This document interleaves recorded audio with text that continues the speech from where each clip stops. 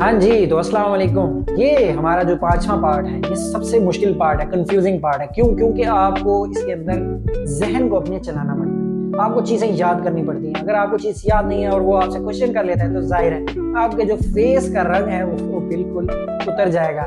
اس لیے آپ کو پتا ہونا چاہیے کہ آپ نے جنرل نالج اور کرنٹ افیئرس میں کن کن چیزوں کو یاد کرنا ہے اور کس چیز کو آپ جو کیا چیز ہے وہ آپ کے لیے ہیلپ فل ہے اور کیا چیز نہیں ہے. سب سے پہلے تو آپ کو یہ پتا ہونا چاہیے جو پاکستان کی نیوز ہے, آج کل پاکستان میں کیا چل رہا ہے. پاکستان میں جو ہے وہ کوئی بھی معاملات ہے, کوئی بھی نئی ایکٹیویٹی ہے, کوئی بھی پاکستان کے اندر کوئی بھی رد و بدل ہو رہا ہے, کچھ بھی ہو رہا ہے, کچھ بھی پاکستان نیوز اور پاکستان کے بارڈرز اور پاکستان کی ٹیریٹری کے بارے میں آپ کو پتا ہونا چاہیے کہ کتنے صوبے ہیں, کہاں ہے, کتنا ایریا ہے, مطلب تھوڑا بہت. اور سرسبز علاقے کہاں گئے ہیں, مشہور کدھر کے ہیں, آپ کا علاقہ ان میں سے کون سا ہے اور وہ کس وجہ سے مشہور ہے.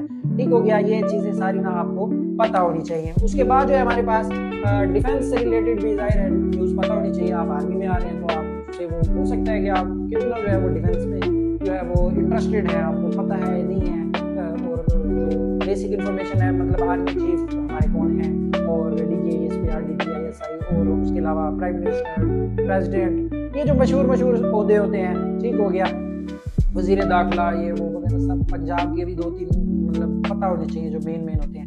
ٹھیک ہے, اور باقی جو کیپٹلز ہیں, مطلب پاکستان کا کیپٹل کیا ہے, تو انڈیا کا, پاکستان کی جو ٹیریٹری کے ساتھ ساتھ جو مطلب نیبرنگ کنٹریز ہیں ان کے, اور مشہور ممالک جتنے بھی ہیں دنیا میں, اور یا پاکستان کے جن کے ساتھ اچھے تعلقات ہیں یا برے تعلقات ہیں, ان کے بھی آپ کو پتہ ہونے چاہیے. اسکینڈینیوین کنٹریز, یہ وہ تھوڑی بہت, یہ جو ساری چیزیں ہوتی ہیں نا یہ بڑی میٹر کرتی ہیں. سویز کینال کہاں ہے, یہ جو زیادہ موٹی انفارمیشن ہوتی ہے نا, جو جنرل نالج یا کہہ لیں کرنٹ افیئرس بھی آپ کہہ سکتے ہیں, تو یہ آپ کو ساری ہیڈ لائنز مین پتہ ہونی چاہیے.